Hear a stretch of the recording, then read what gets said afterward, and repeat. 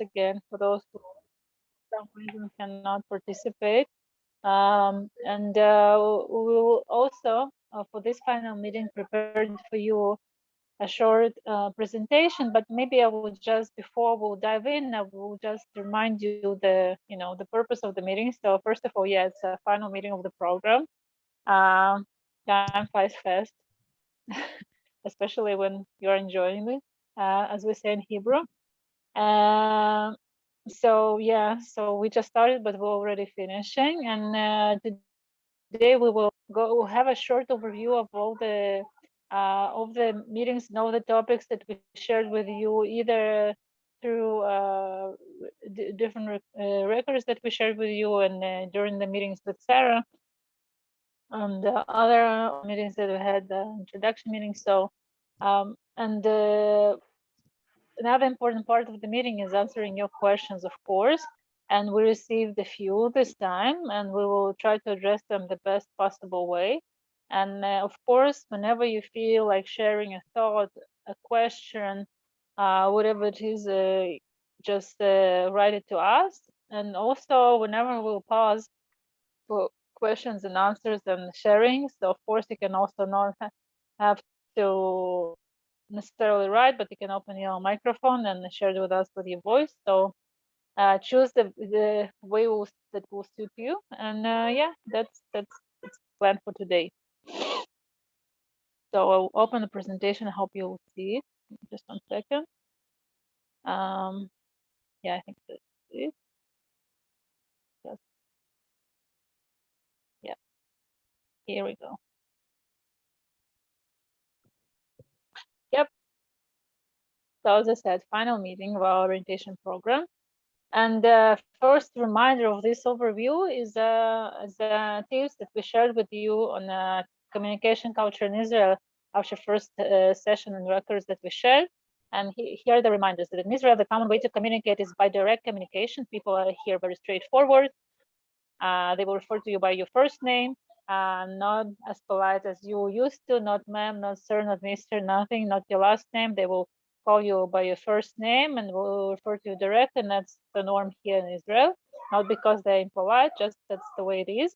And as I said, people might approach you directly with comments, requests. People that you not know on the street can ask you things. That's or on the bus. That's the normal behavior in Israel. And I would even to add to that also not only this, but also the language and the way of speaking is very direct. And if you will say you would feel comfortable to say no, and will say maybe, give long answers, they might not understand you. So it's not even very straight forward. It is yeah, more than that. So yeah. So and again, this for you might look extreme, but here's the norm. Also, for instance, in Israel, Sarah mentioned that too.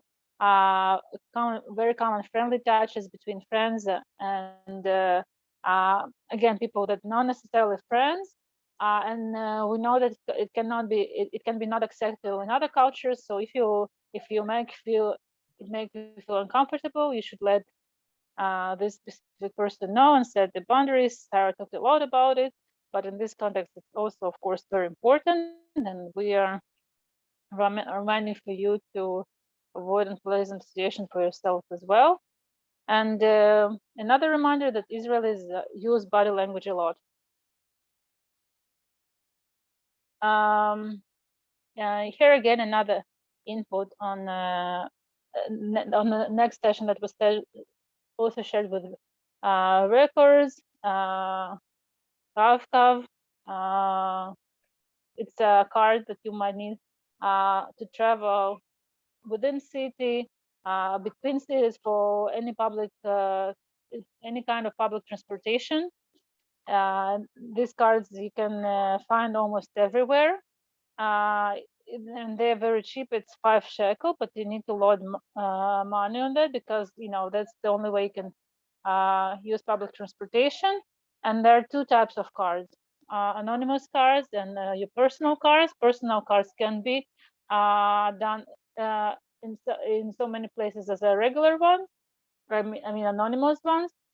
But it's sometimes people prefer them because if it's your personal card with your personal ID information, then if you have whatever amount of money you have on this card, if you lose this card or it's stolen from you, that you can go to one again of the central places, either central bus station or central or train station or mall, and you can report that that you lost the card, and they will block your old one, and they will give you a new one, personal card for another 5 shekel, and that it will be yours with the amount of money that was on your original card. So again, check what what you prefer, and also you will need to know how often and for what travels you will need this card. But any of you should have one, because again, you otherwise won't be able to go on any type of publication.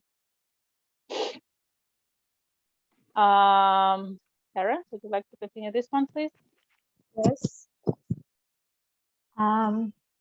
We talked about what our basic values and caregiving were. We talked about human dignity, autonomy, tolerance, empathy, compassion, and care. Today, I want to emphasize, in terms of care, something that I didn't really speak a lot about, and that is when we talk about care, sometimes we put too much of an emphasis on physical care. Obviously, this is, part of the responsibility of being a caregiver, making sure that the person is fed properly and clean and his surroundings are clean and aesthetic and so on. But I want to talk a little bit about the other aspects of being a caregiver, the emotional and social, not just the physical. And of course, this is not something that happens within an instant snap of the fingers.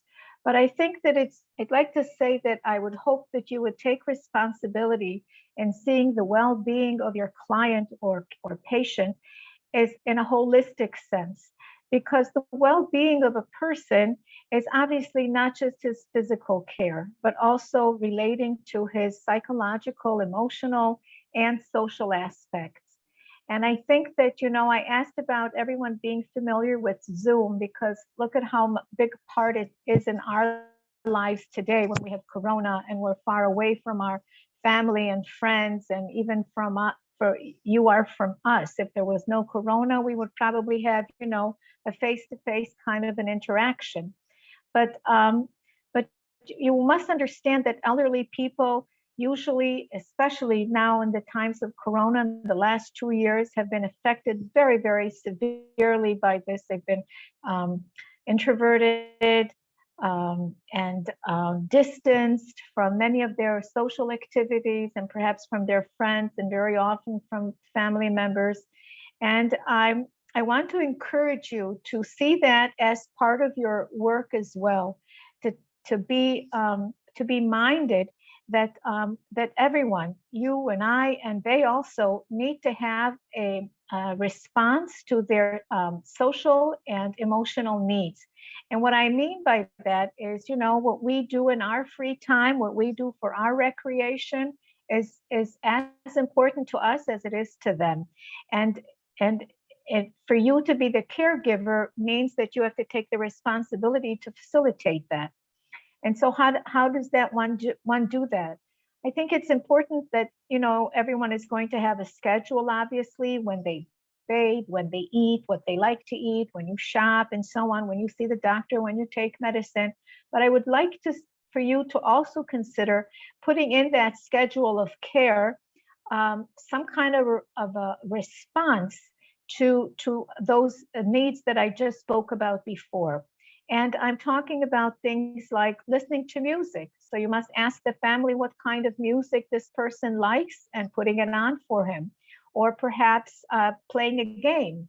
We know that games are not just for children, they're for everyone. And it's a tool. It's a tool like any other form of exercise You know, it helps to maintain high eye-hand coordination, sorting, memory, and of course the social interaction with the people that we play. So whether it's cards or a puzzle or any other games that this person knows, we don't want to teach them something new, but it's important that everyone is more or less internationally aware of domino or some other things. I encourage you to put the activity where they do some kind of physical exercise as well, whether it's walking, catching a ball, going out in the garden, the supermarket, something that involves physical activity, as well as some kind of a social or a cultural activity, even if it's just watching something on television or on the YouTube, a lecture, visiting a museum through the internet. Whatever that person, his life has been in the past, and also allowing them to maintain contact with friends, relatives, and family members. I think it's very important that you help them make a schedule, not just wait for the family to call them, but they should initiate the contact. Families are busy, children are busy, grandchildren allows us to be proactive for them in that situation and allowing them to maintain those relationships that are so important to them. As you may know how important it is to you. And this is going to be a major tool for you as well to maintain relationships that are important in your life. So take that into account, that this will also be part of your caregiving responsibility as far as I see. Not less than keeping a person clean or giving his medicine. You must know that loneliness is one of elderly and people and just infirm people encounter. It's a major cause of disease and distress and even death. So it's not that we have to be. We talked before about being part of the family or not, but this is part of the tools that we have in our toolbox as professionals. And I want you to take that into your mind, that this is something that is on the list of things to do on a daily basis. So go to the next slide.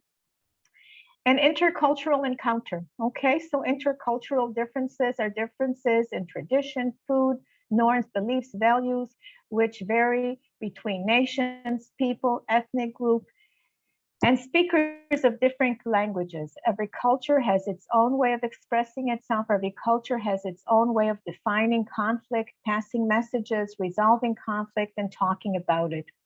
I want to share an experience with you. Israelis are very loud, and they have a lot of passion in the way they speak, not only with their hands, but with their voice and so on, and their whole body.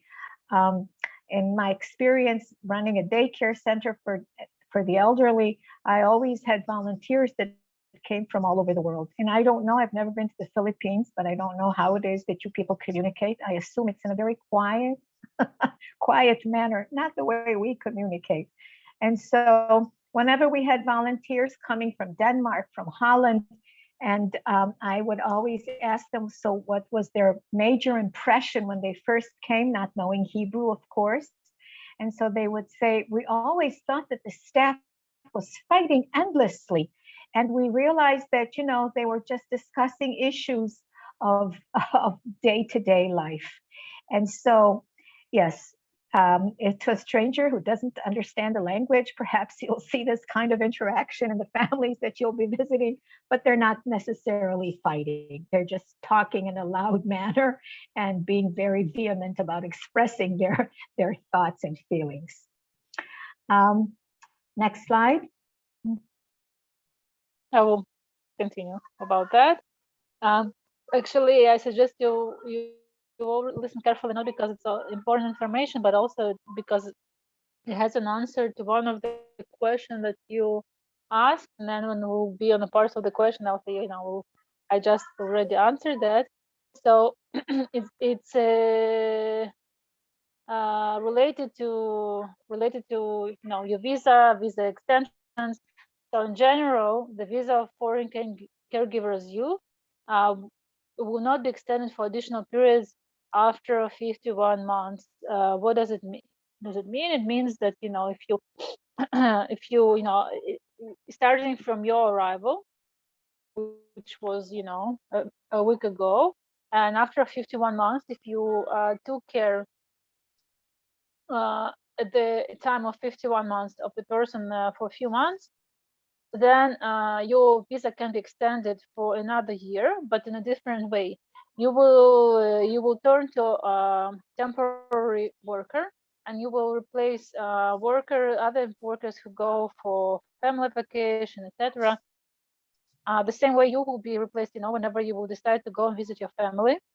Then the agency will need to find a replacement for you at the the family that you are, your regular other, for the person that you're usually taking care of.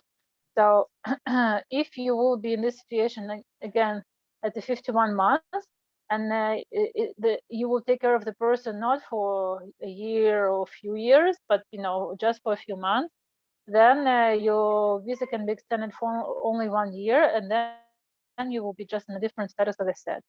In case you took care of the same person at the time of 51 months for more than 1 year, then your visa will be extended for another year, and for the very same person, taking care for the very same person. If during these 12 months this person will pass away, then you will go again to the status of a temporary worker, and you will assist and replace other workers who go to visit their families abroad. And in case and after this additional 12 months, 63 months, if you still keep taking care of the very same person, then it would be already for years. Then quite often people being granted a permit to extend the visa as long as the same person needs care. Yeah, so even after 63 months, for the same person that you will care for years, you will be allowed to continue to take care as long as this person needs this care. So that is yeah, that's the way it works. And of course, if you change the status, after 50, or you has to change the status after 51 months, then turn to be a temporary worker, you still need to be registered by a placement agency, one of the licensed placement agencies. We talk about it in more details on the presentation. Now, something related to changing of the employers. Related to that, you should remember that first of all, before you decide to do that, you need to give a genuine and sincere attempt to carry out the provision of your contract in a good faith. And and after you tried this, and maybe a few times and you not succeed in it, you can resign from your original employer.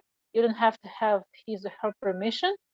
But having said that, before you will leave, you need to you need to give a prior notice, a written notice, both to the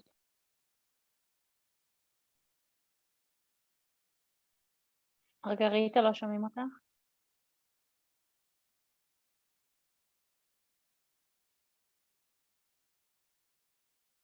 נעלמת לנו, מרגרטה. לא שומעים אותך.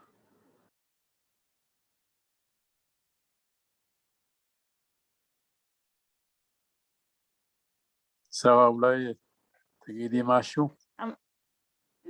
I'm very sorry. I'm very sorry. No, I'm back. Sorry. Back. Sorry. No, it was something urgent. I'm very sorry. So, as I was saying, the written notice is very, very important. And during this record that we shared with you, we'll also discuss what are the notice, time that you need to give.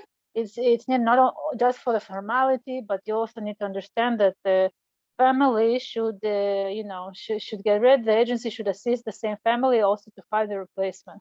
Yeah, so because again, you came bravery, as Sarah said, to assist very people in need. So yeah, so that's the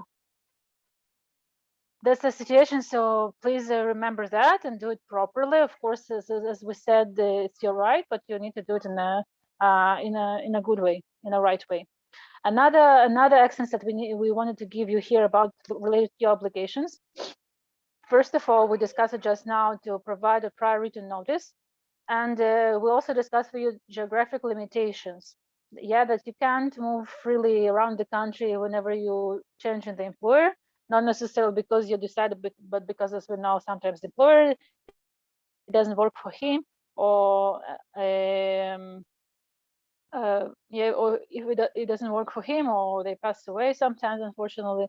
But still, you cannot move freely. You have in your visa written area where you can be, if it's center, if it's Tel Aviv, it's the periphery. So we discuss it too. So again, if you don't remember all the details, then we're not assuming to remember everything that we said here. You can go back and to watch this specific record, or read in a booklet on rights of foreign workers. So you need to remember that as well. You should also know, for those who, will for some reason will switch employers often, more than once, twice, there was special supervision for those cases. So we had to, inform you about that too. And you also need to know that the requirements, I also repeated it before, but just when I spoke about visa, but now generally speaking, it doesn't matter where you work, by original employer, you switch the employer, but in any stage of your employment, you should be registered by one of the licensed placement agencies, and make sure that this agency, if you're not familiar, if not that's something that you were originally, hired here, so you can switch also agencies, but you need to check that this agency has a license. And not important obligation, though it's not obligation that's written in the contract or in a booklet, but it's a moral obligation to follow up on COVID-19 situation, both for yourself but also for the people that you're taking care of, which are by COVID standards in 99% are defined as people at risk. So please follow up closely all the guidance and updates that come from Ministry of Health. It's very, very important, again, both for you but also for people that you're taking care of. We also shared with you about the way call center works. We ask you in the beginning to register there, those of you who has Israeli phone numbers. But here we're also explaining how this mechanisms work, and we hope that you will use it both for information, but also in case you need something. So again, this surface is for you, so use it. It's very helpful. And Sarah, I'm giving you back. Okay. So we spoke about building and developing the relationship with our patient or client. We spoke about creating good communication, coordination of expectations, building trust, creating the caregiving alliance, and taking account social and cultural components. And the cultural components is something that you're going to be overwhelmed with in the next couple of weeks, being thrown right into our holiday season, so to speak. And I'm sure it's going to be a very different experience from what you have experienced in your countries or other countries in terms of holidays. I'll share another experience with you from, someone that came from the outside. So a friend came to visit, and she was at the bus stop going to visit someone at the hospital. And then she comes to visit me and she says, I am overwhelmed. I was standing at the bus stop waiting for the bus. And by the time I got to the hospital, I knew all of the people on the bus, who they're going to visit, what the diseases of the people that they're going to visit have, what treatments they've had. And of course, they didn't stop badgering me and asking me questions about who I'm going to visit and why. So I'm just telling you this story because of we talked about boundaries. And very often people kind of lose a sense of boundaries in terms of what's personal and what we can ask and what we shouldn't ask and what's proper and isn't proper. So as I said before, we're very informal and different people have different, sense of boundaries. but we are all bound by one sense of common sense. And so I'm assuming that you will all use your common sense in order to negotiate all the difficult and strange situations that you're going to encounter. Next slide. So tools for effective communication. Understanding how others communicate can be a key to getting our message across to them in order to develop effective communication and communication style. Here are a few tips to keep in mind. Take ownership, use the I statements, maintain eye contact if you feel comfortable with it, voice your needs and desires definitely, and don't forget to smile. It always makes things easier. I don't see a lot of people smiling. How about we smile? All right. Very nice. Tools for effective communication. Active listening, we talked about that. Find out what your patient's opinions, thoughts, and emotions are, and try not to make assumptions, but I would add not to make judgments. Reflection, in order to make sure you understood what your patient meant, try to reflect what you understood, what he said by saying, I understand that, so-and-so, I see that, so, and ask if that is what they meant. And I would even say repeat in their own words what they said, and that gives a person a sense of being heard and an affirmation to their thoughts. Empathy, try to empathize to your patient even if you don't agree with them. And the I message is, when you talk about your opinions and thoughts, use the I, that is your opinion. You know, absolute truths are something that we don't argue about. Next slide, Margareta. Tools for effective tips for creating a good relationship. Be mindful of how you start a conversation. Ask open questions. Use the I statements. Be specific in the messages that you want to transfer. And of course, give others the attitude that you want to receive. And again, I want to emphasize that perhaps, you know, in your culture, it might be respectful, or it might be thought of as polite, not to look a person in the eye, you know, if he's your employer, or if he's older, or if he's, you know, in some way a person that you want to respect. But in Israel, it is accepted. And especially if you're a caregiver, in order to get the person's attention and for them to see that you are there for them, eye contact is very important. And also, all the other senses sometimes need to be involved in getting someone's attention and cooperation, of course. Next slide. Culture shock and adjustment, Margareta. Yeah. I'll continue. So they, you know, we shared with you that you know, it is also very important to, you know, to be aware, I would say, yeah, what happens to us when we face a different culture, different country, and you know, sometimes the emotions are strong, sometimes we, you know, even cannot understand what happens with us, and that it has to do something with this change, and even to call culture shock. So yeah, so that's again the first thing to, you know, it can help, that, you know, just realize that it might occur to you. And yeah, and other things are even more practical of things of action. Yeah, to be a tourist, to travel. Again, of course, as much as pandemic allows, and you know, your very demanding work, but still, you know, even when you're walking around the block, still assume that, you know, the view is different. Yeah, the nature is different. So take a look and take those walks sometimes when you can. And of course, if you can travel, we'll also share with you a few recommendations. So that it is. And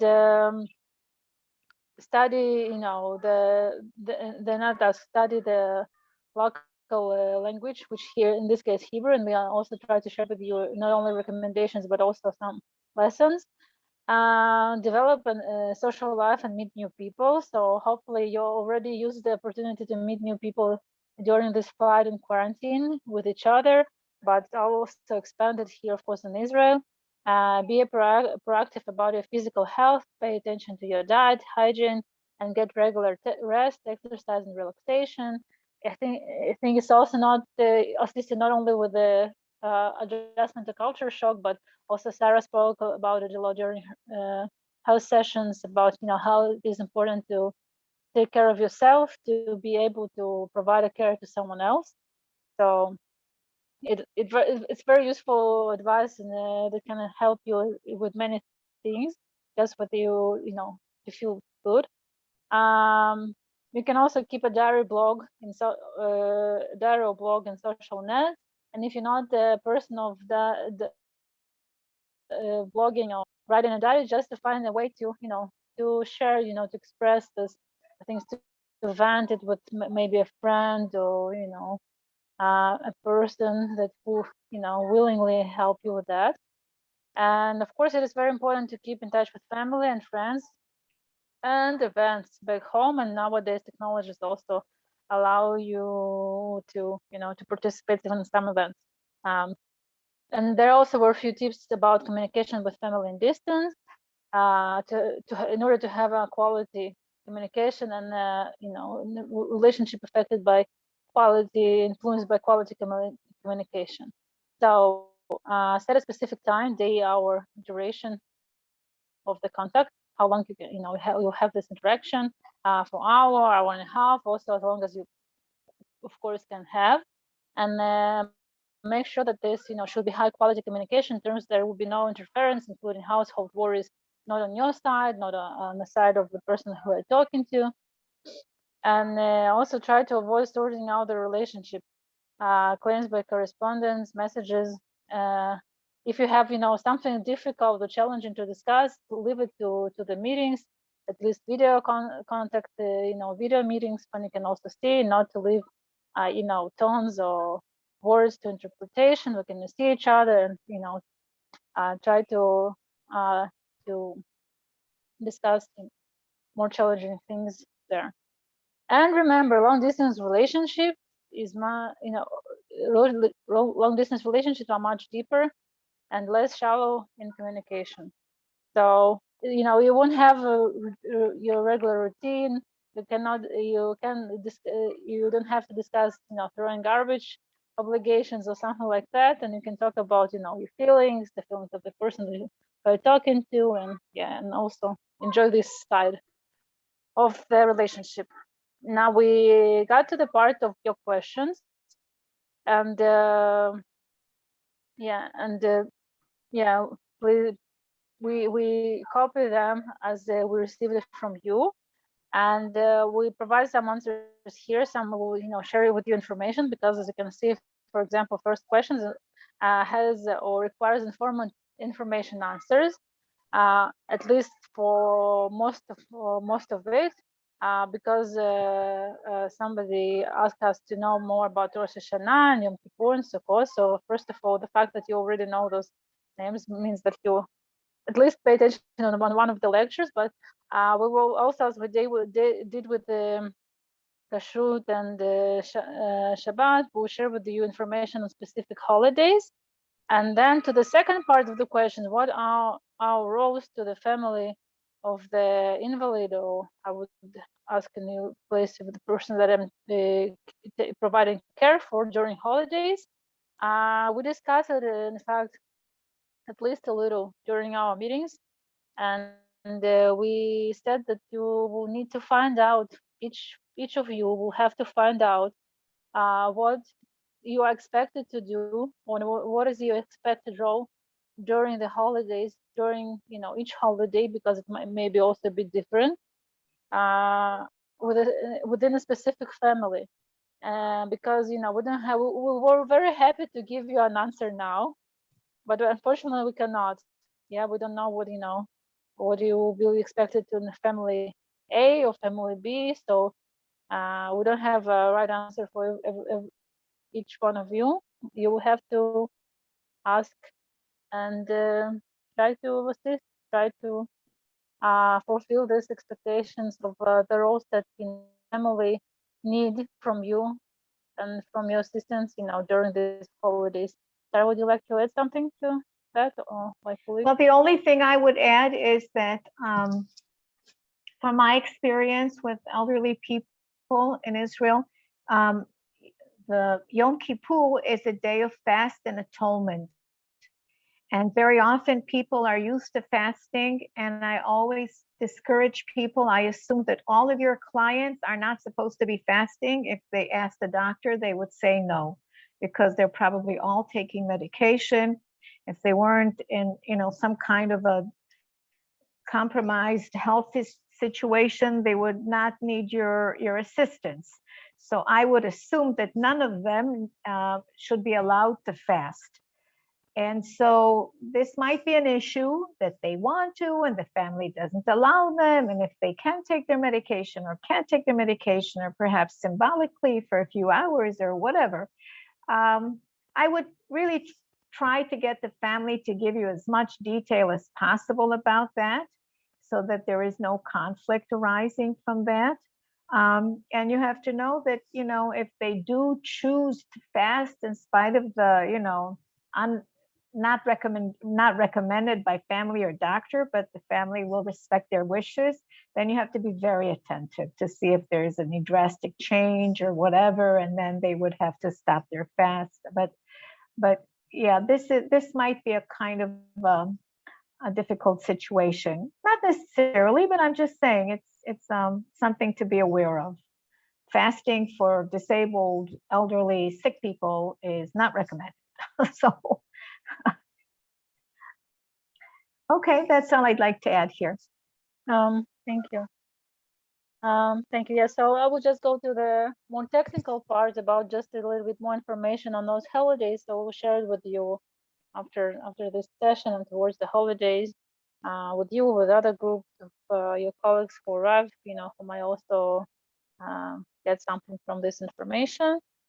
Yeah, and another question is also, you can see here on the screen, information regarding if you're going to transfer to a new employer, what is the step-by-step procedure? So first of all, we'll just start maybe from, that sometimes you changing employer because you were told so. Yeah, you were contacted by agency, you were contacted by, you were, informed by employer, and if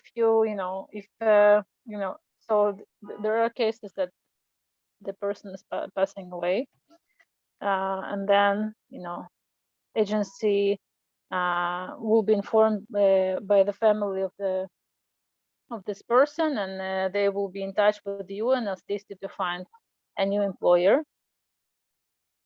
If there is a will from employer side and family side to finish your employment, they realize that it's not a good match. So again, they will inform you, and they will inform your agency, and your agency will assist you to find a new employer. But there is also a chance that before a final decision, the agency might try to mediate and to assist you to maybe to come to terms, to agreement, to give it another try, and maybe you won't need it then to change the employer. But in case the employer will still decide that that's it. So as I said, you will be contacted by agency, and they will assist you to find another employer. Now, if you will decide to change the employer, then the actions would be again almost the same. We discussed it before that you will need to provide a written notice, and even in this case, again, the agency might want to try to mediate. I will assume that, and I will suggest you, of course, before you have this decision, and if experiencing any difficulty to establish a good relationship, and there are some challenges that come up, to discuss it all as much as possible openly with the employer, with his or her family, or the person, not necessarily employed, but the person that you're taking care of, and also with the agency, because again, the mediation might help, even if that will come from your side, not only from the employer side. But then, if again you made the decision that you need to leave, then you need to provide a written notice.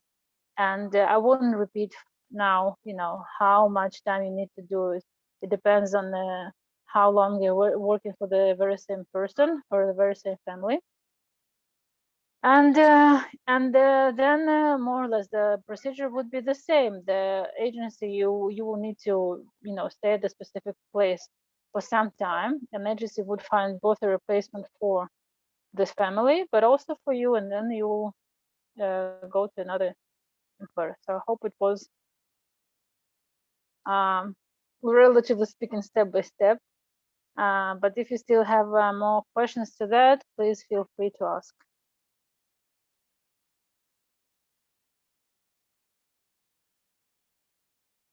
If not, that okay. And again, you can always review the record, and if not, or if it's difficult to finance, you need a consultation. You can also, with those questions, to contact Post Center, and they will also assist you and will explain you, what are the exact steps that you can or should do. And we have a few more questions, but Sarah, what do you think? Maybe we'll have a break for 5 minutes and then we'll continue. Yeah, I think so. Yeah. So maybe we'll have a 5 minutes break and then we'll return and we'll continue with the questions that we have here on this slide. And if you have more, you can meanwhile write in the chat or any thoughts that you would like to share. We'll continue from there. So let's have a 5 minutes break.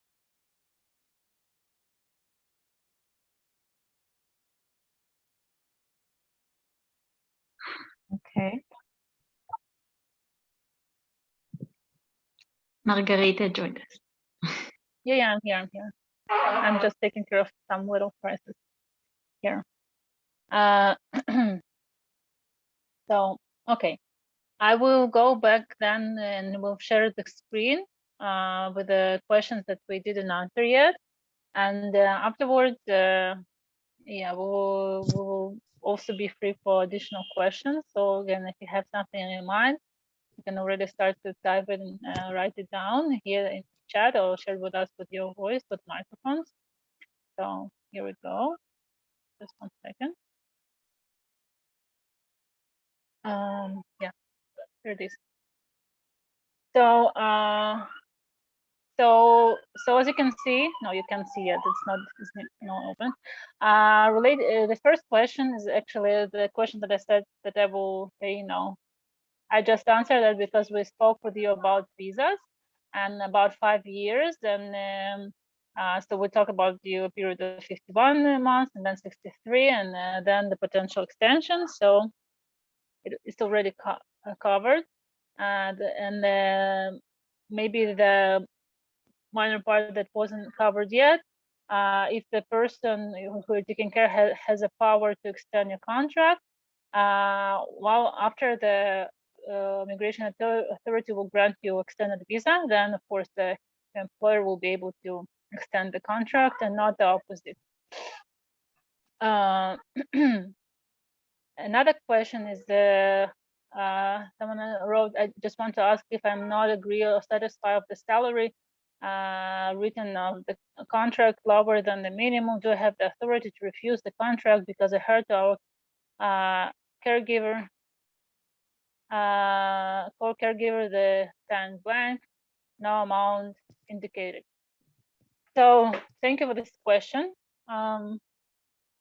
We presented you, the partners of responsible for implementation of the agreement. We spoke with you about Population Immigration Authority, and we mentioned also the call center. So in case something goes wrong in terms of your rights, feel free to contact call center and you will be consulted and you will be assisted. And if there's something that should be investigated, then also you can do, they will do that, the relevant department.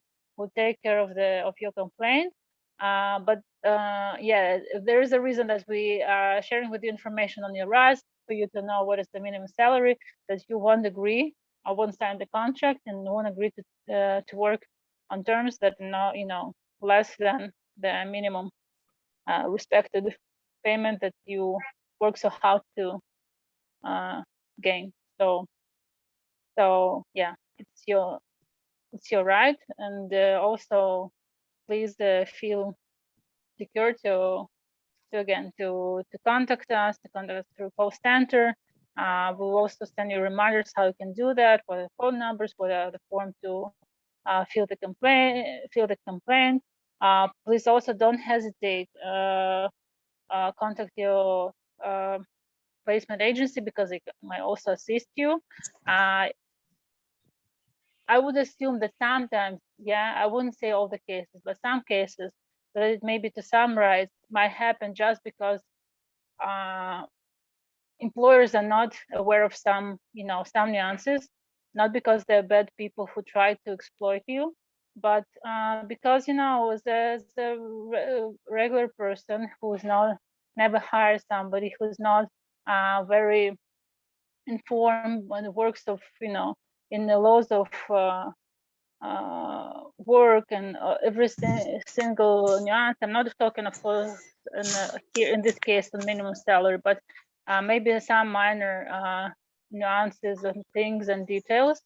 So inform them respectfully, discuss it with the agency, and if you're sure that that it's not done, not because innocence or mistaken, you know that something here goes wrong intentionally. Again, feel free and secure to contact call standards. It's very important for you to have this address and use it. Was especially for you.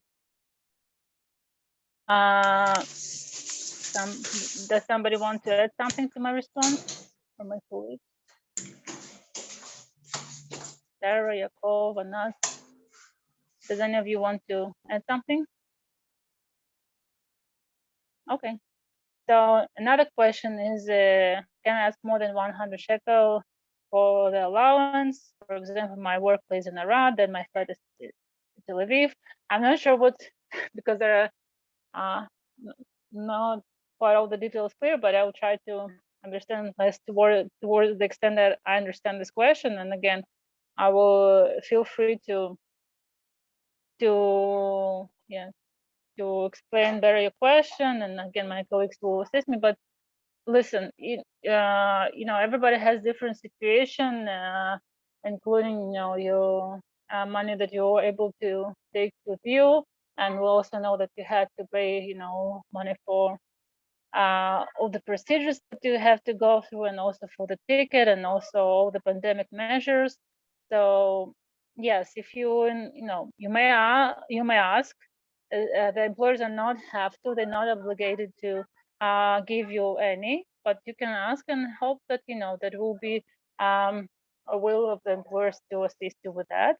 Now, related to the second part, if you place in Arad, and I would assume that you will live somewhere there closely, so I'm not sure I understand fully the question related to Tel Aviv, but again, you might want to add information on that. Sarah, would you like to add an input?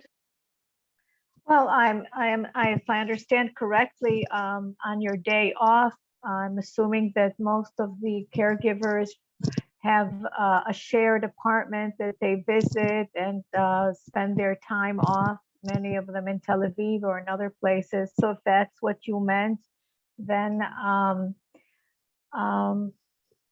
I don't know if it makes a difference. You mean the distance that you might have to pay for the bus travel to go from Arad to Tel Aviv? I don't know. You'd have to, you have to think about that. What's appropriate for you and the family that you're working for as well.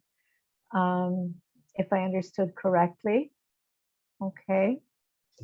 I see that on chat there are other questions. Margareta, you're going to Nat, can you those help as well? Okay, good. Can you please help with reading the questions? I just, again, 1 second, had to solve something shortly. I see a question here. If it's okay, I'll read it. What if we still don't have a vaccine yet? Are we allowed to take the day off? Okay, it's a good question.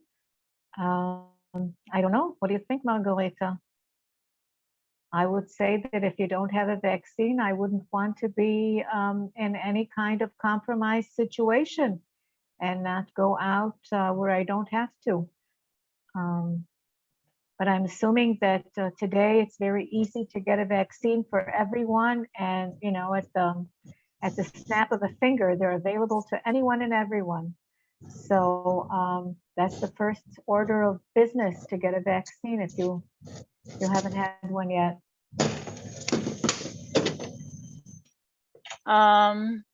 Yeah, No, Margareta? I mean, I don't think, yes, I just don't think that these things are related. Basically. Okay. I mean, no, I mean,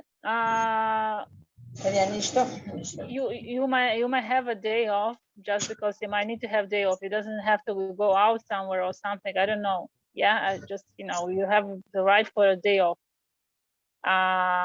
But going back to a vaccination issue, yeah, it's something that should be, you know, coordinated for you, again, for your health, and for sake of person that you're taking care of, you know, as soon as possible.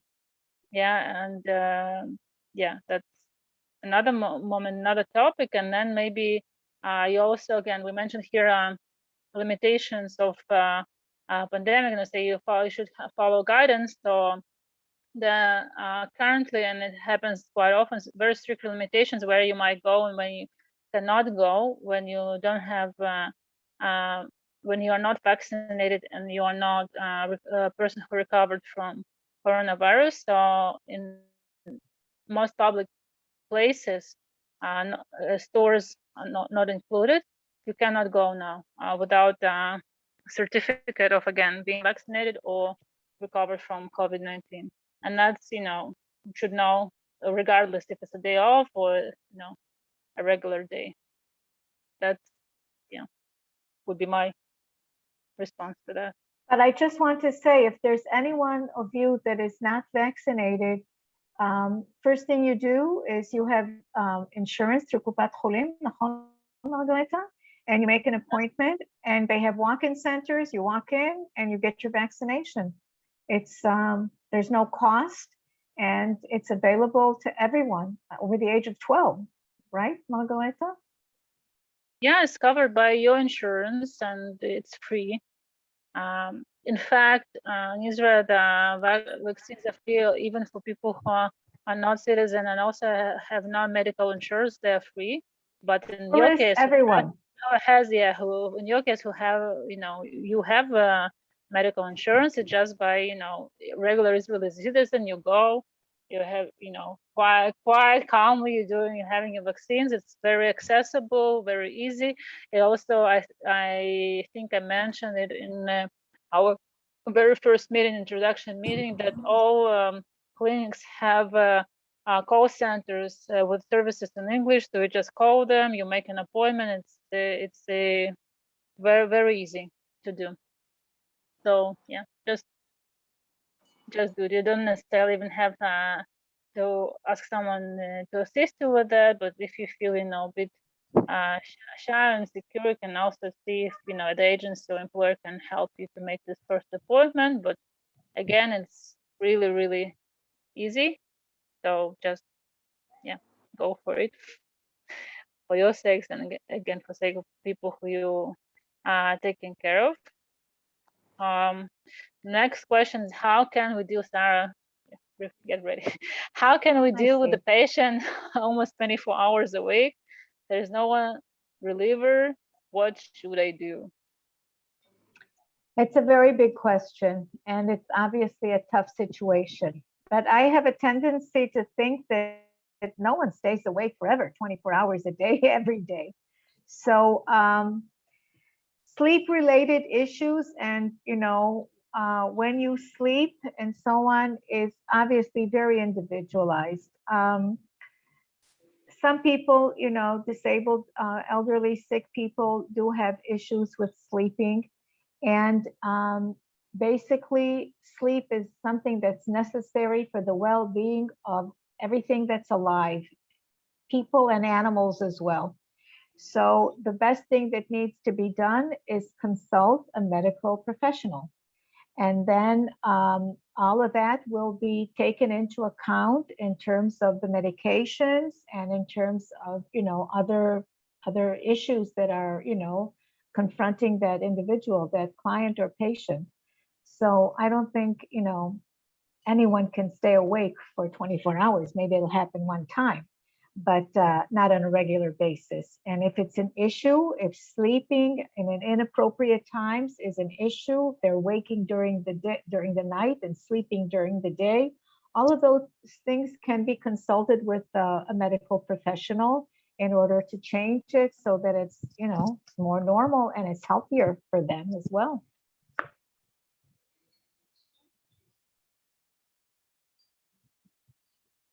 Yeah, I think I would just maybe say no, not big words. Maybe actually, hopefully he's available. He has a lot of experience too. I would maybe just say, that your question is a question of your profession, of choosing this profession. So on one hand, it's something that Sarah mentioned, that nobody's, you're not a robot. Nobody's a robot. So you need to find the ways, to just to maybe to structure. Yeah, it's I don't know if it's maybe a complicated word, but to plan. Let's put it this way: to plan to the possible extent your day schedule based on needs of first, of course, person who you're taking care of, but also then you're also thinking how you can take care of your needs as well, and you both are important. So it's something that you when you build in relationships, something that Sarah discussed with you during the meetings, you think about it. You first think about it, then you share with the person that you're taking care of, and both you try to come to an agreement, because also we have a tendency on one hand to be selfish, another all people, on the other hand to be to take care of others. So hopefully you will just be able to to come an agreement. But going back to what I started from, yes, it's a big question of the profession, the work that you choose to do. It's a challenging and demanding, and that's the framework. I just want to add, Margareta, that Yes. Being responsible 24 hours is a big challenge, okay? And obviously, going back to, disrupted sleep. So everybody knows how they are and how much sleep they need in order to function in a positive way. And to be sleep deprived is not, is not something that will help your client if he is depriving you of sleep. Very often, elder people, they get up in the night, they have to go to the bathroom, they need this, they need that, their sleep is interrupted. And so, yeah, this is something that needs to be discussed with the family and also the family doctor. If you're expected to be up all day tending to their needs and up often at night to take care of, of whatever it is they need at night, then you may have to, discuss some kind of arrangement every once in a while for them to take into account your needs as well in terms of sleep. And I would assume that most families will find the situation that would be appropriate through medication or through something else. Okay, but all of those things you have to discuss with the family and consult a physician. Anything else someone wants to? I mean, there are written questions, but of course, again, if somebody will also feel like open the microphone, we strongly encourage you to do that. So there are some more, I would say, technical questions, just a little bit more technical. I'm planning on saving my salary here in Israel. Will that be okay? For example, 20-30% will be sent to Philippines, and the rest will be saved here. Well, of course, first of all, it's your money that you earn hardly, working a very hard way. So whatever you will decide to do with this, it will be okay. It's your decision. It's your money. Then you can also, of course, decide what you think is good to send. It would be good enough to send to your family. What you prefer to save here in Israel. You can also get a consultation in bank that you will open your account, because again, people here in bank services also speak English, and it's good that you speak English, so they can explain you about saving programs that they can, suggest you, so you can do that. Feel free. I might not have more specific recommendations on that. I'm not a financial expert, so I think it would be more appropriate that those more deeper recommendations would come from an expert. So that would be, my part of my response to this question. Anyone else want to add something to that?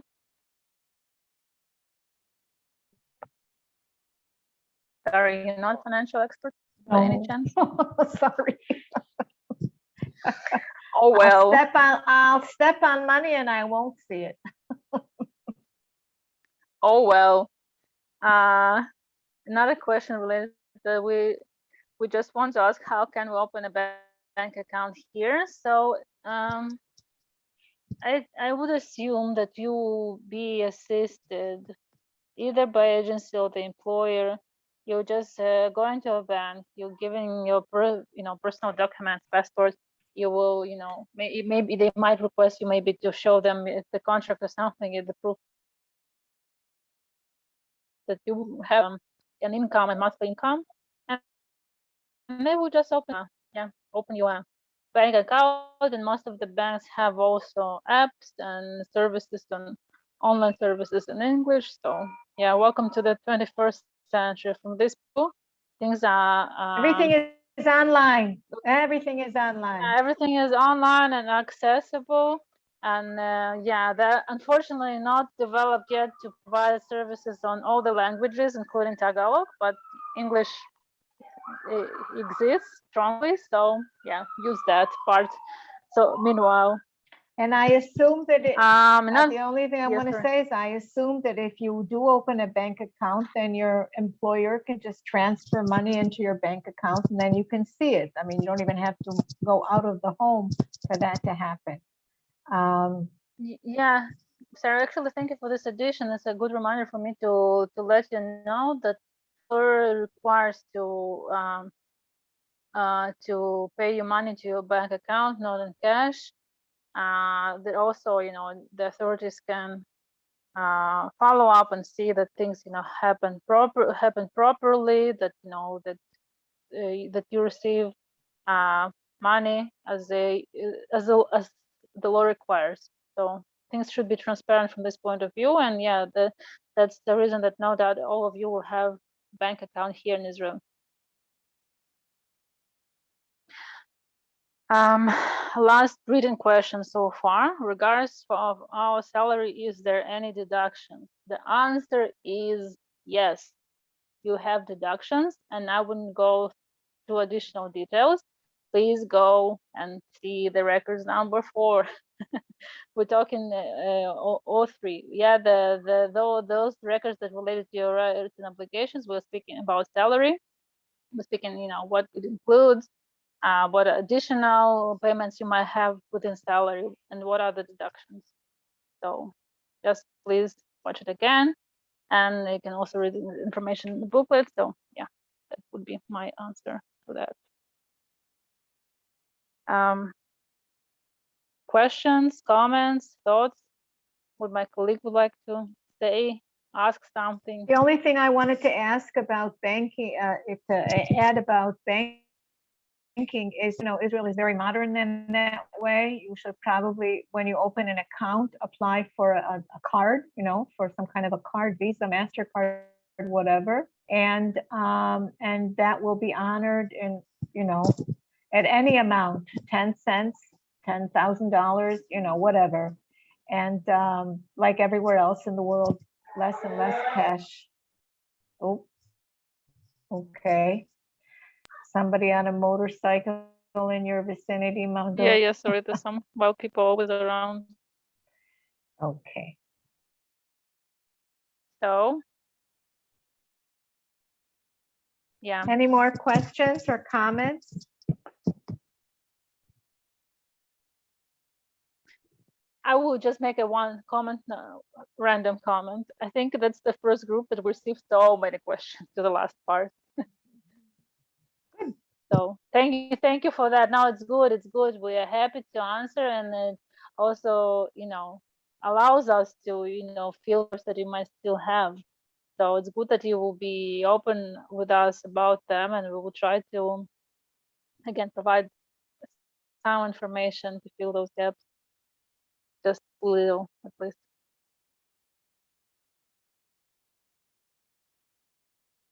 So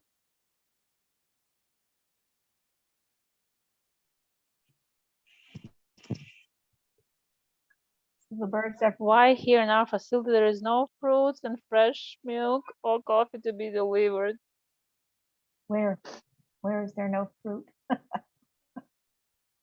Well, I'm sorry to find out now this question to the end of your week, but yeah, we don't know, what facility you are, but as I kept saying from the beginning, basically things related to accommodation, food, etc., something that you should bother, not necessarily bother, but you should ask and request from your placement agency to. Uh, they do it in cooperation with your employers, but they might assist you with that. And yeah, and if you tried and you tried and there's no success on that, then yeah, you can also see if we ask how help to communicate with the agency. I understand that food is also almost the same from lunch to dinner. Well, when I'm going to travel, sometimes some places, yeah, we're not talking about fashion hotels, high fancy hotels.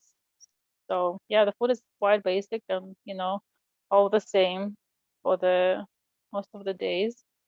But I know it's temporary, so I hope you also feel the change very soon.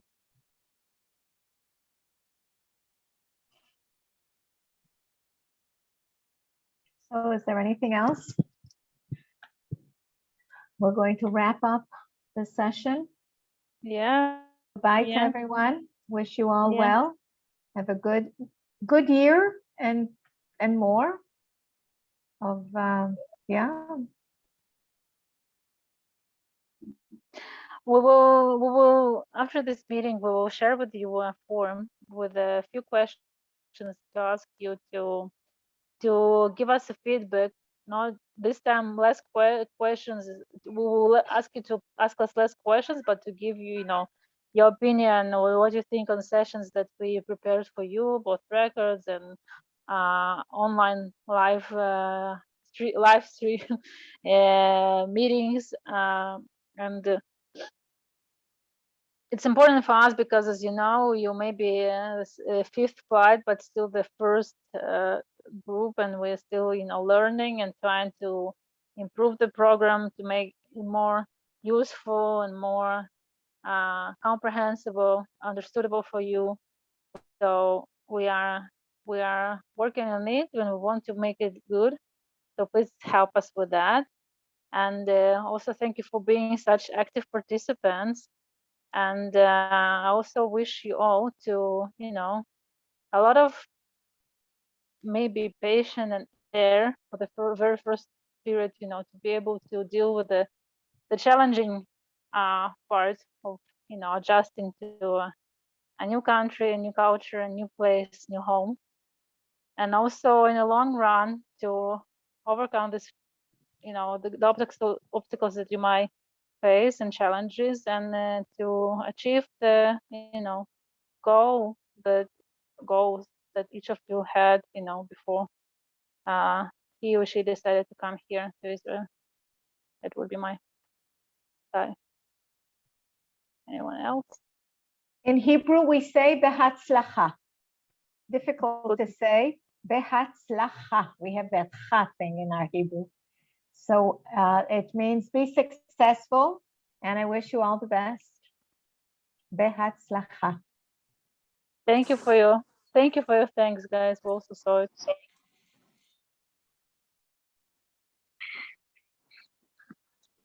Thank you very much, everyone.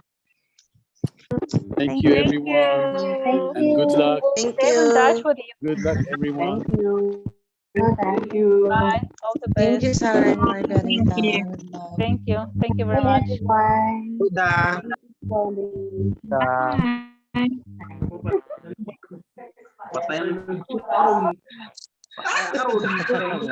Abay ko.